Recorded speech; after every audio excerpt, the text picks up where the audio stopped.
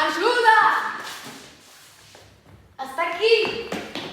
Ajuda, sisplau! Va, corre, ja el tenim! Saps què són els afusellaments del 3 de maig? Doncs si no saps què són... T'ho expliquem tot en aquest vídeo. Els afusellaments del 3 de maig és una obra feta per Francisco de Goya durant aquest període de guerra. L'obra va ser creada poc després del fi de la Guerra del Francès. Vine! A parlar! Adeu, i moltes gràcies per escoltar-nos i esperem que us hagi agradat. I sabeu moltes més obres d'aquestes, però quin és el nom d'aquesta obra?